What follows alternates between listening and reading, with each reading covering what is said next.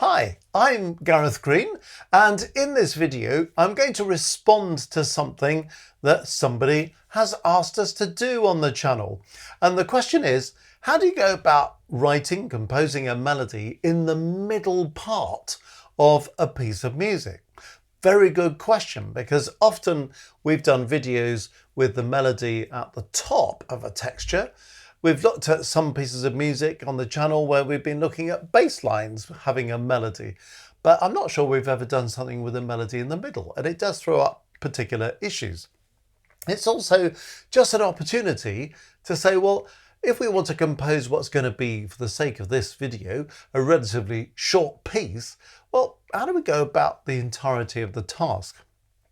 Well, I'm a great one for thinking structurally, because I think one thing that many composers do is they just start writing. They write the first bar or two, the first measure or two, and then they stick a bit more on and stick a bit more on and stick a bit more on until they're finished. And of course, what you then get is something that's not terribly structured. So I've just given us some blank bars, and you can see I've got 1, 2, 3, 4, 5, 6, 7, 8 bars or 8 measures. So it's going to be a pretty short piece. But even within 8 bars or 8 measures, you can think about structuring things. So taken we've only got these 8 bars or 8 measures, I'm thinking that we might have relatively short phrases of maybe 2 bars, 2 measures. So let's just indicate a phrase structure before we go any further. So I'm thinking we'll have a 2-bar phrase there. Now, of course, what you can do is have 4 2-bar phrases. Maybe that's a bit predictable. So I'm going to sort of say, well, we will have a sort of 2-bar phrase coming next, but let's make a decision to split it into 2 single bars. So we get 2 bars, then 1 and 1 that sort of make up the next pair, but are distinctly different. And then we can have another 2 bars there. And then we can have a final 2-bar statement at the end. So it's basically 4 lots of 2, but the fact we've got this 1 plus 1 in the second short phrase is just breaking it up a little bit. I'm also thinking that a very good structure is to have an initial phrase that we'll call A, but to bring it back again.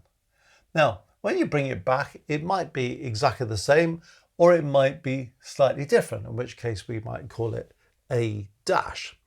And then we can have something else in the other places. So we've got some kind of structure within the thing.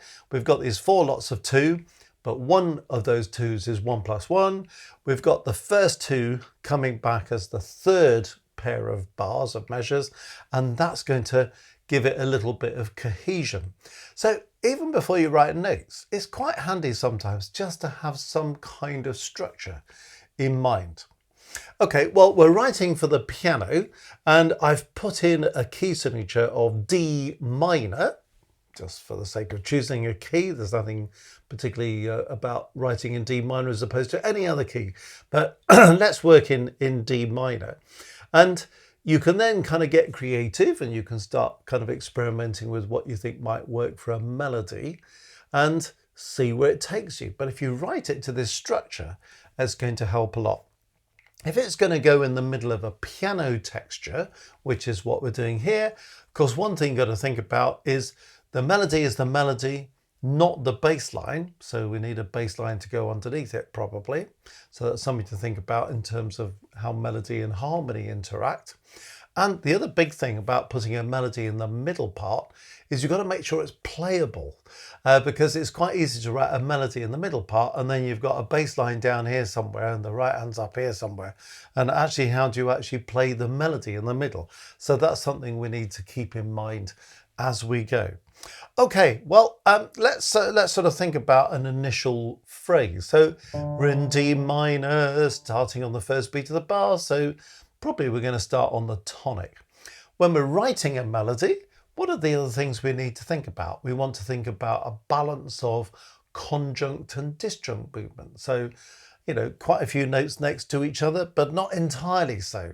We want some leaps as well. We want leaps to be mitigated. If you have a wide leap in one direction, stepping back inside it is often a good way of dealing with it. So just kind of sort of thinking, what would make for a good melody? What about the rise and fall of a melody within a 2-bar shape? I mean, you could kind of rise in the first bar and then fall in the second bar. That would be one way of doing it, but there could be other ways of doing it. So let's have a think. What about an initial melody that goes something like this?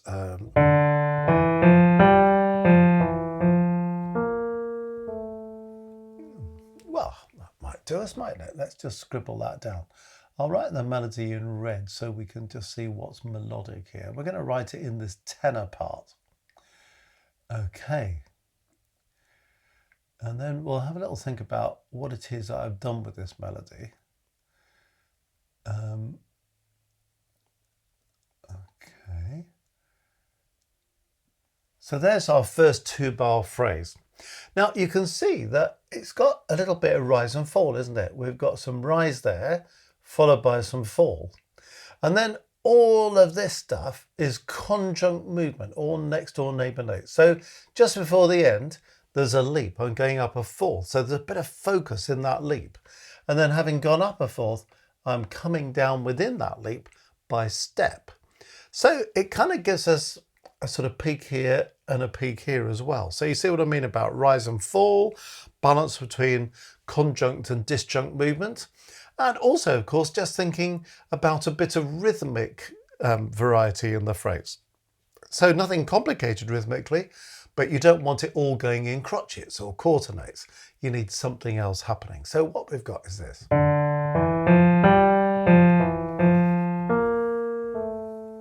Okay, so that's all cool. And then we're going to bring that back in this phrase. So we might as well write something in here, mightn't we?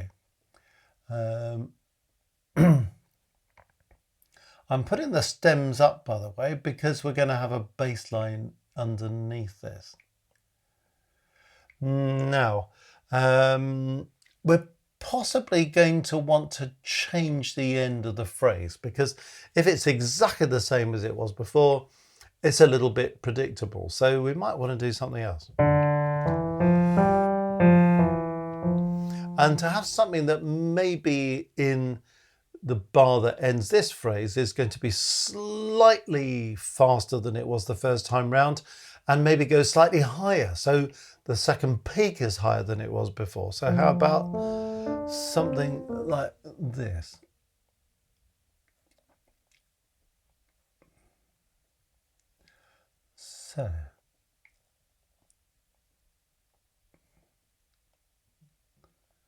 So you see what I've written this time?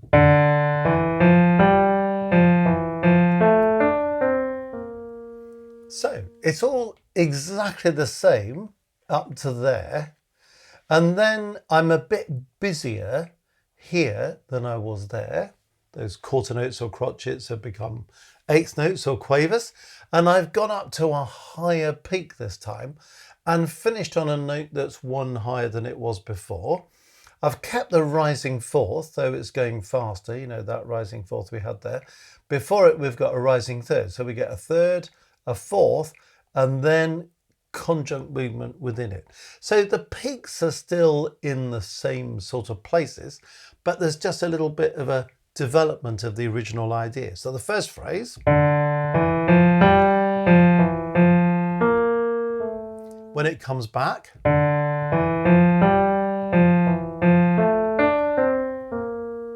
okay, so you see where that's going. And also, that's not the end of something, is it? We don't want it to be the end of something, because this is going to give us some closure in the first half, and this is going to give us some closure in the second half.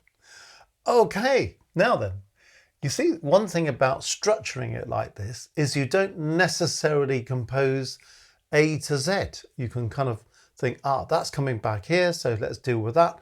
And then I can go back and see what's going to join them up. Now, we were talking about the third and the fourth bars, the third and the fourth measures, being kind of single statements. And in a way, what I'm thinking here is, having had quite a bold initial statement,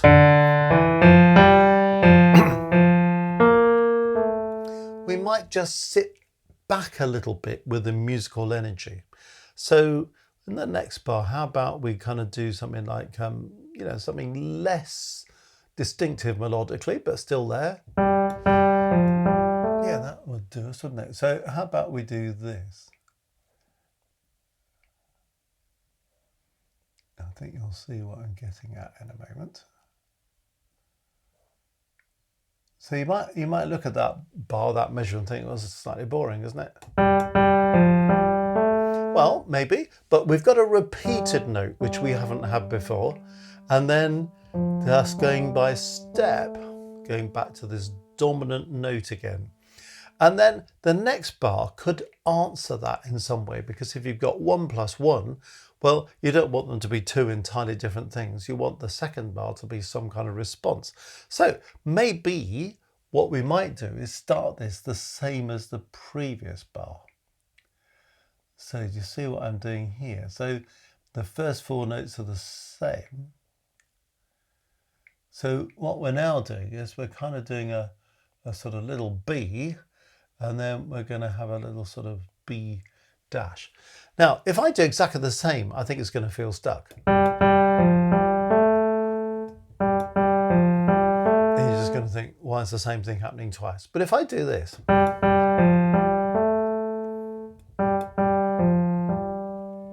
and change the last note, you see how that really makes a big difference to the impact of it. So what have we got so far from the beginning?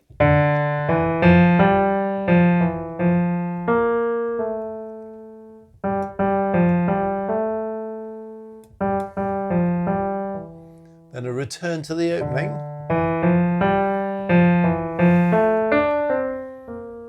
And then we want 2 bars that are going to close off. And we probably want to finish on the tonic note, the first degree of the scale.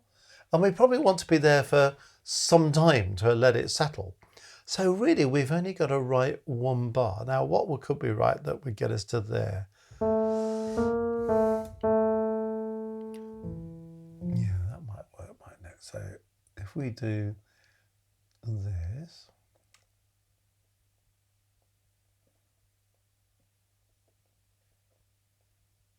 I'm not saying this is necessarily the last word on the melody either, because in reality you live with these things and then modify them as you go. So you see what I'm doing? I'm using the rhythmic ideas that we had in the first phrase throughout. So we've got crotchets or quarter notes, we've got quavers or eighth notes, and we've got minims or half notes. And then we've got a whole note, a semi-breve to finish. But I think actually now we've got a kind of melody that works with a kind of structure that works, haven't we? So you see how we've organized this. We've got an A phrase, then we've got little b, and then a little b modified, back to A modified, and then C, something different to finish. But all united by the same rhythms and the same kind of musical character. And in terms of the tension of this, you can see that this is taking the tension up, and this last phrase is bringing the tension down again. So we're thinking about peaks and troughs in kind of musical tension as well. This is the melody.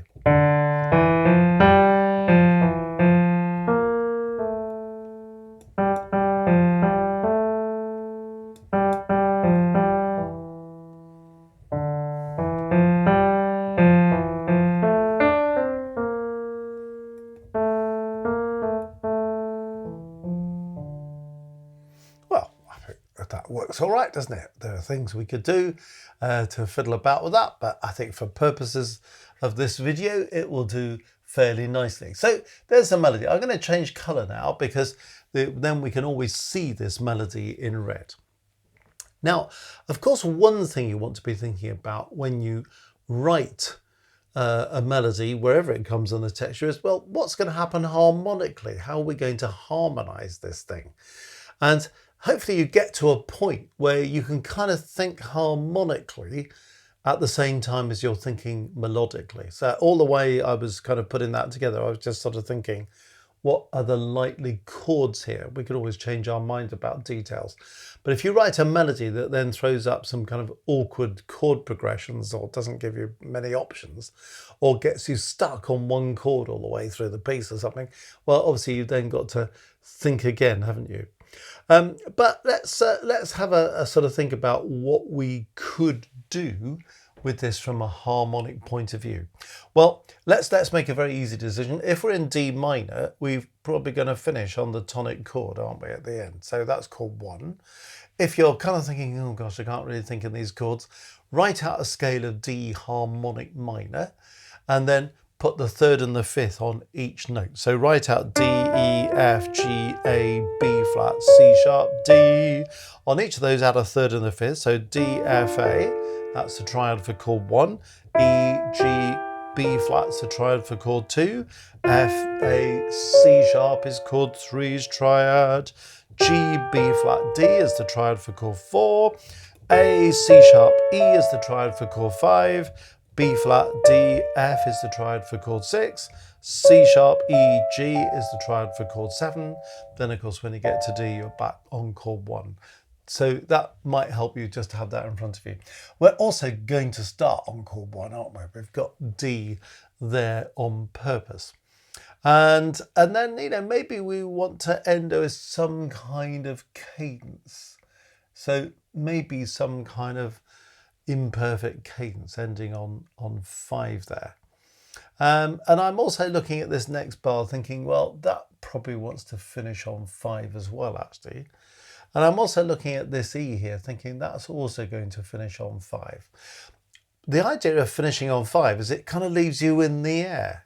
You know, if you've got pa da da da da da da da ta da dee dee do ta da do do do, and then we go back to 1. So do you see what's going on with that idea? So we might have a 1 there.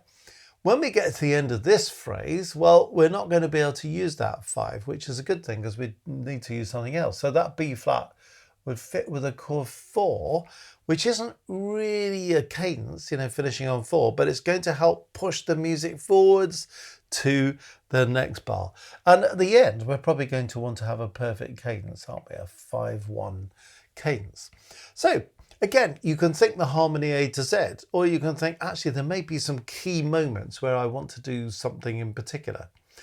You may be bothered about having those 3 5s on the trot in bars, you know, 2, 3, 4, measures 2, 3, and 4. But I think it will work, and you'll see how this goes.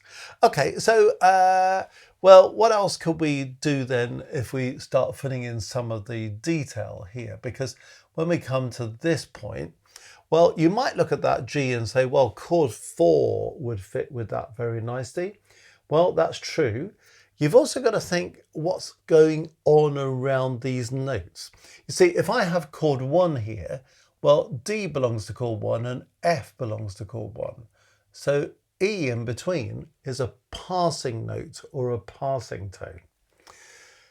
If I harmonize G, well, it looks like F is a passing note or a passing tone, so therefore E would also have to belong to the chord.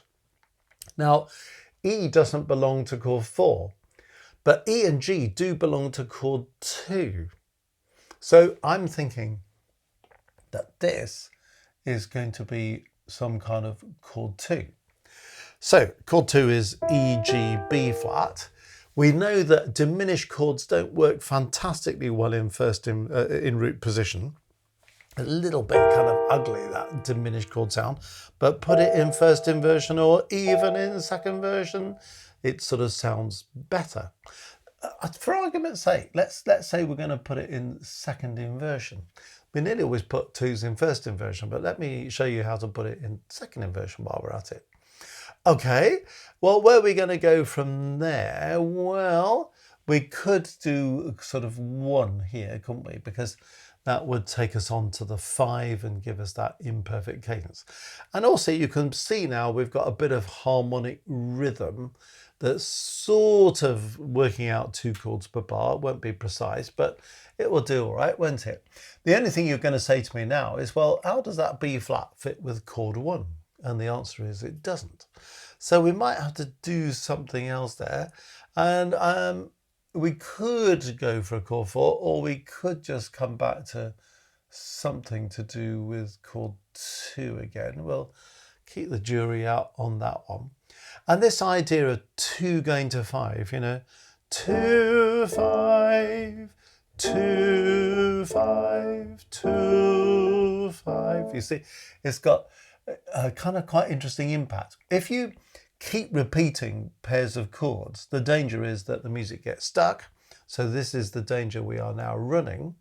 On the other hand, if you want to kind of present the first phrase and take yourself to a cadence, and then you want to kind of, well, not exactly diddle about for a couple of bars or a couple of measures, but just sort of keep it in the air around that point before we go back to this restatement of the original melody, sometimes oscillating 2 chords is quite an effective thing to do.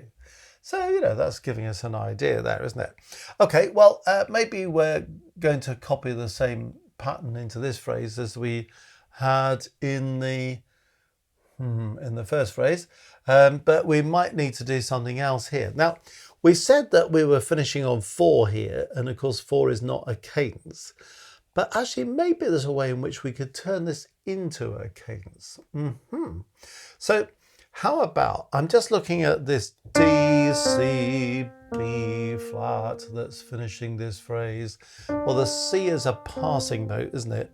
And the D and the B flat belong to chords. And we're looking at a chord of G minor with the B flat that finishes the thing. But is it possible that we could go 5 to 1 in G minor, use it as a kind of secondary dominant? Because this would harmonize with chord 5 in G minor.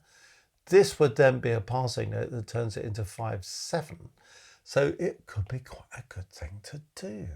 So how about we go 5, add the 7th, 1 in G minor. So it's a kind of secondary dominant because we're going 5/1 or 5/7 to 1 in a different key, but the 1 in this other key is a chord in our prevailing key. 1 in G minor is chord 4 in the home key of D minor. So it's giving us a little bit of a secondary dominant, but the secondary dominant itself also creates a perfect cadence in the subdominant key. So I hope that all makes sense. So yeah, that could be quite an interesting way of dealing with things. And then for the last phrase, well, we might want to come back to 1 in D minor because we need to sort of get home. And then we've got a kind of scheme for the whole thing, which is pretty cool, isn't it? That we've managed to work that one out. Okay, now, if this middle part is a kind of tenor melody, well, we possibly want to get a bass line onto this fairly soon. So I'm going to just move this so we've got room to write a bass line. So probably we're going to start with a low D. And then if we're going to have a 2C, well, this is going to be a B flat. And you'll notice as well that I'm not trying to make the bass line too active. I'm trying to sort of peg the bass line with the chords a little bit because we don't want the bass line shooting about in quick notes. We want it perhaps to be kind of steadier, to keep the focus on the melody in the middle. And that, you know, having gone from D to B flat, it kind of wants to come down by step to A, doesn't it? Big leap upwards, step back inside it is often a useful voice leading rule. Well, look, I'll tell you what, let's just put A there for the time being. And there's things we're going to have to think about in that bar in due course, but that's fair enough. And then this chord 2, well, we had a sort of 2C before, so why don't we just do this again? So we've got this B flat A idea. And then why not do it again? Because we're wanting to for reasons we've described already, we want to have a bit of repetition in this space. And then we can go back to what we had at the beginning.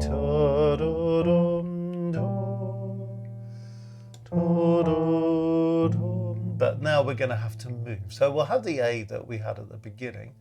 And then we want to do this 5-7 to 1 in G minor thing. I could go down to a D, but actually, if I went down to an F sharp, that would make it a 5B and a 5-7B. And then we'll have a G there. That gives us the kind of clear modulation. Technically, that also gives us a false relation. I've got an F natural there on one beat, followed by an F sharp on the next beat in a different octave. So that's slightly iffy. If you're really worried about that, well, you could put a D in the bass there. We'll have to see if we're happy about that or not. I mean, generally speaking, we try to avoid false relations, but sometimes they work quite well. So let's keep the jury out on that one for the time being. But if you're feeling sensitive about it, instead of that F sharp, you could write a D in the bass. That's absolutely fine. And then we need this to kind of go home, don't we? So why don't we go for A, and then come down to D. Ooh, a bit low this time of the morning. And we might as well go 1C5-1. Okay, so 1 in second inversion. You might know that as a 1-6-4. That's fine. Any of these C's you might know as 6-4s, and any B's, first inversions, you might know as 6. Depends where you come from. All right, now, have we got a bass line there?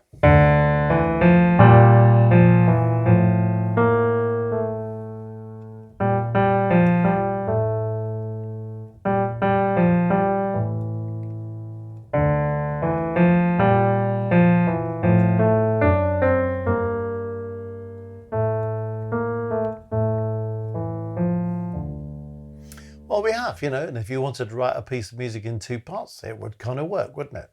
It doesn't feel over exciting yet, I must say, but, you can see the outline of the harmony that we're doing there as well. And I think it's quite important once you've got your melody in the middle, then to kind of think harmonically, get your bass line happy, change the melody if necessary, if there are things that don't really work, before you then fill in what's probably going to go in the right hand, which is more of the accompaniment. We've got a melody and a bass. Now we need some kind of accompanying figure. And generally speaking, because it's the accompaniment figure, you don't really want to draw too much attention to it. At the same time, it can be used to pad out the texture, fill out the harmony. It can also just give it a little bit of rhythmic energy. So what I'm thinking we might do in the right hand is to do something that's slightly syncopated. Now you might think, hey, syncopation, it's not jazz, is it, this? Well, it could be, it's not. But it's a very typical sort of 19th century approach to things. Let me show you what I mean. If I start with a rest, a quaver rest or an 8th note rest, and then we're wanting chord 1. So let's keep this dead simple. We'll put in the notes of chord 1. And I do that. And then I'll repeat it. So do you see what I'm just setting up? An independent rhythm for the accompaniment. 1, 2, like that.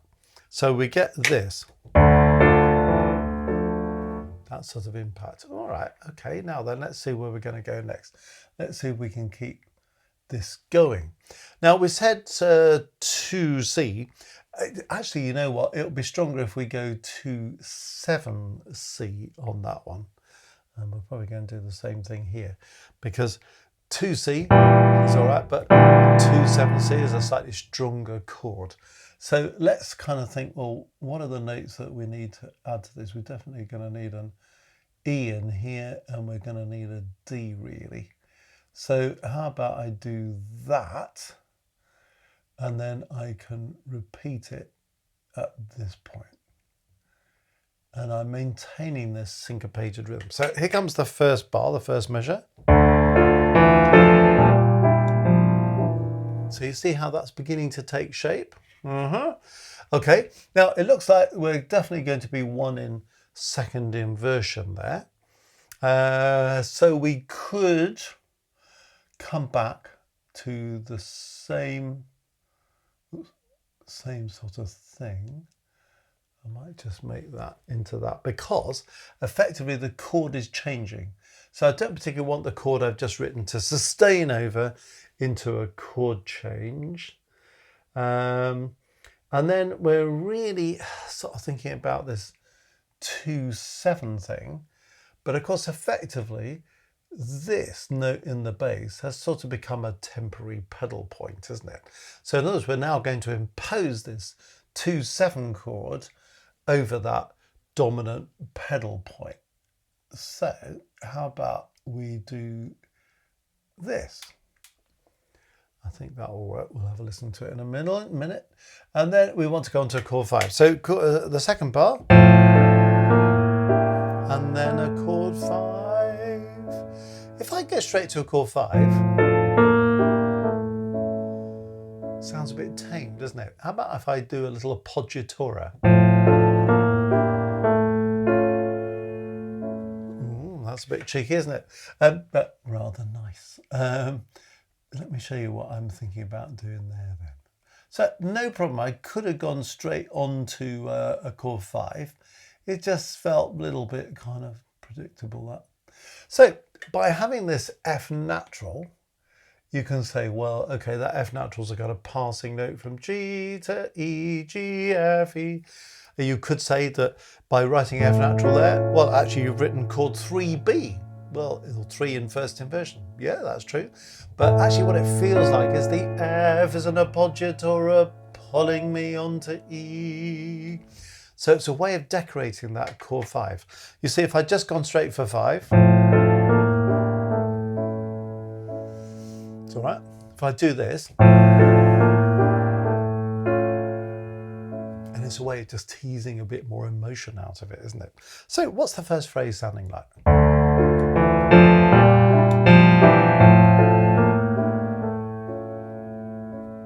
You see how that sort of transformed it from just having the melody with the bass line.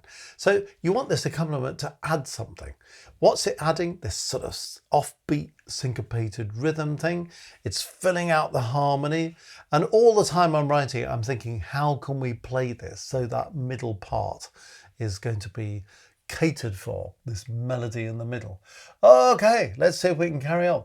So we're now looking for 2, but you know what we're learning about this is that it's better when you write 2/7, isn't it? So you know what I'm doing? I'm going to thin out this right hand chord a bit and keep the syncopation going, and this idea of kind of repeating things in the chord work. And I could do that appoggiatura thing because it's rather nice, isn't it? I don't know about you, I like this. Oh, it's lovely, isn't it? But if we do it again, it's going to be like, okay, we've done it again. And we've got chord 5 at the end of the second bar, chord 5 at the end of the second bar, the third bar, also at the end of the fourth bar. So we don't want to do exactly the same thing. So this time, let's just make it a little bit kind of more predictable. We'll go straight for the 5. And you'll hear how that works in just a moment. And then we said that this is the first of 2 single bars, but those 2 single bars are related to each other, aren't they? The different versions of B. When we look at the next bar, is there any reason why the right-hand part couldn't be the same as it was in the third bar? I don't think so. So, and it makes them feel as if they're kind of these 2 single bars repeating, and musically it's kind of keeping us kind of not exactly stuck in the same place, but it's maintaining a kind of tension, an expectation. It's kind of like we've had the first phrase that's taken us somewhere, now we're sort of sitting in neutral territory, so where are we going next? And then it's going to launch us into the next phrase. So thinking about the emotional impact of what we're writing is clearly an important aspect of composition anyway. Okay, now, so what have we got now? We've got the first 4 measures, the first 4 bars.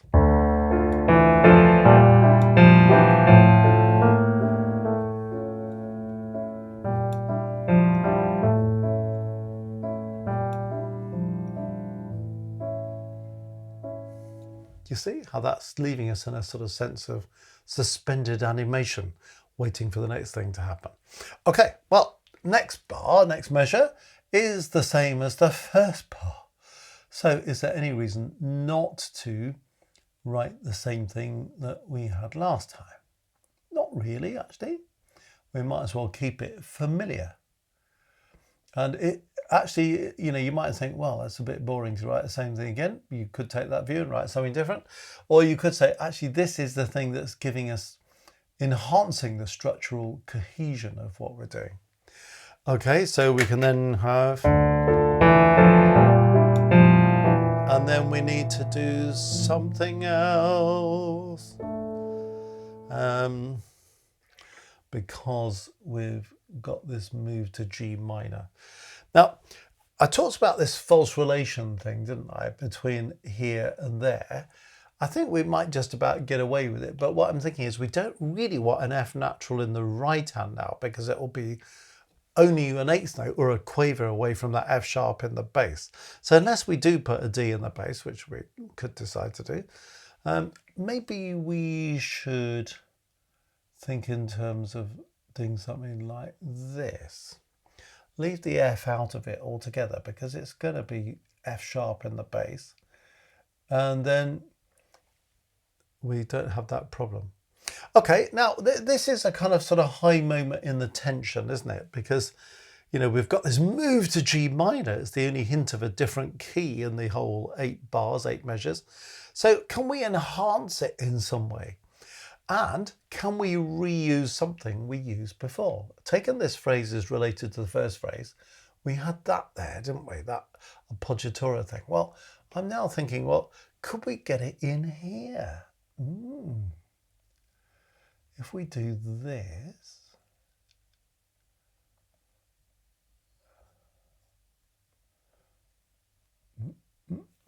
that's going to be kind of copying the same idea across. So how does that phrase sound if we start from here then?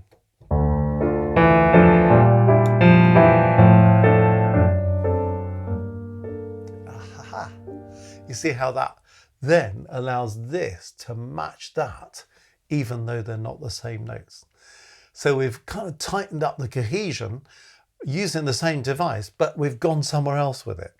So there's some sense of progression, some sense of journeying with this whole thing.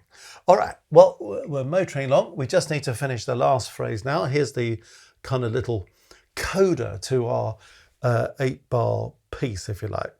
And we said we're going to go for 1C, so well, let's keep going. And, maintaining the consistency of this right-hand rhythmic approach and essentially the same general thickness of texture, I think is all going fairly well.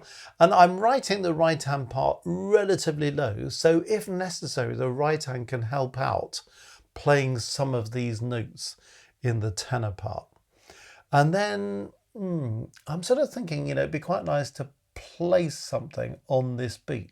We've been doing this syncopated thing all the way through, but then when we come to the final cadence, maybe it'd be nice to put something on that beat and just break the pattern marginally.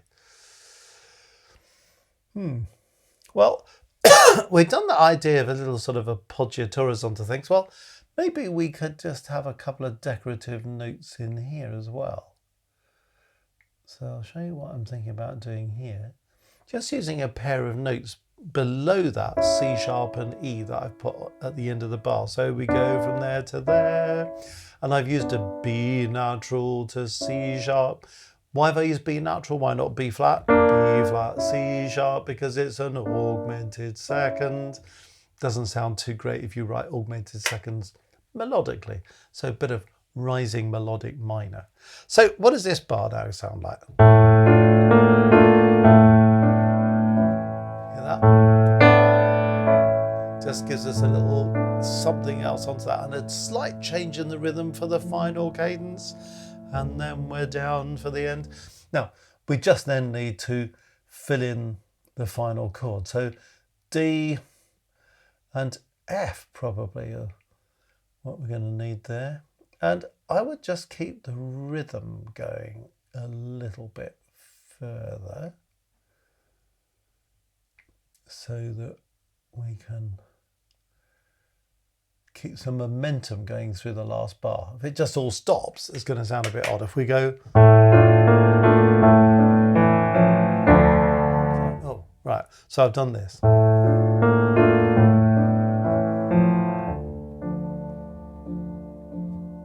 So you see how that rounds the whole thing off. Now, okay, we want to put some phrasing in. We know where the phrasing is going to go because we've talked about the structure. So 2, 1, 1, 2, 2. That's how the phrasing is going to go. You're going to want to put a tempo mark on it. I think we've kind of found a tempo that works quite well for this. You're going to want to put some dynamics in it, crescendos, diminuendos to highlight the rises and falls. And I think it's a romantic piece that is quite a sort of crying, tearful piece, isn't it? You want plenty of rubato. So rubato, molto espressivo. And you might end up with a piece that sounds something like this if I can play it after all that. Okay.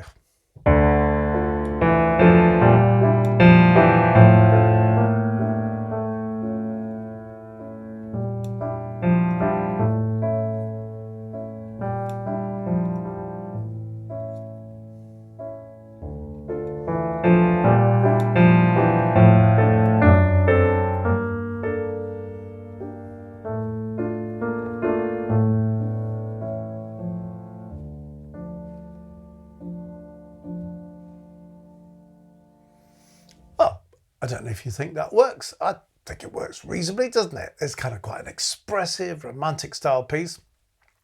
But it's taken us through a process of composition, which might be useful generally, but in particular, how to focus that melody on a middle part, how to think from the melody harmonically, how to write a bass line that fits underneath it, how then to write a right-hand part with its own kind of individual identity, which is not doing anything melodic, purposely so in this case, but is doing something rhythmic, doing something to fill out the harmony. And we've thought about melodic design quite carefully as well. So I hope there's kind of lots of helpful stuff in there to anyone who's wanting to compose. And if you're playing music, hopefully it will give you an insight into how a composer might have put together the kind of pieces that you're playing. It might help you to look at them with fresh eyes and hear them with fresh ears and play them slightly differently with all of that in mind.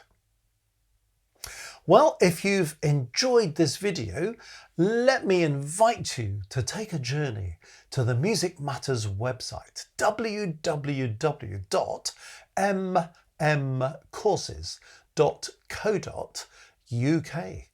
There is such a huge amount of material on that website, and I want to invite you to have a look at it. There's courses, there's our maestros groups, there's merch, there's all sorts of things going on there. Opportunities for tuition, you name it, we've got it there. Most people kind of make a sort of beeline for our theory courses, because as you're getting into composition and all the things we've been talking about during this video, a lot of people think, it's my theory knowledge that sort of lets me down. Maybe I've got some of it in place, but I haven't got all of it in place. Maybe I'm okay up to a certain level, but after that it becomes a bit vague. Or maybe I've kind of learnt my theory in dribs and drabs over the years, but I've never actually gone through a really well-structured progressive course that takes me from the beginning through to the end. And it's amazing how many people say to me, I wanted to do some of that advanced theory on there, but I discovered things right back at the beginning that I never knew. And suddenly lights were turned on and it all made sense. So let me invite you particularly to have a look at our theory courses. There's 8 kind of progressive stages of that, and you can see those kind of individually, but you can also see bundles. So there's a grades 1 to 5 bundle, and that comes at a discounted price, which is even better. And that's covering all the nuts and bolts of music theory that you're ever going to need to know. Then the advanced bundle is all about how to apply all of that to musical style, how to analyze things, how to get writing things, how to add interesting chords to what you're doing, how to read a score and understand what's going on in it. Lots of different things going on there. So if theory is the thing that you're thinking, yeah, I could really do with sorting out my theory knowledge and have a real kind of comprehensive go at that, have a look at those theory courses. If you're a keyboard player, you might think, well, I know a bit about this. Maybe you'd be better looking at our keyboard harmony course, and that would tool you up with the kind of keyboard harmony skills to write the kind of piece that we've just been doing there. Anyway, lots of other stuff there that you might find incredibly helpful. www.mmcourses.co.uk.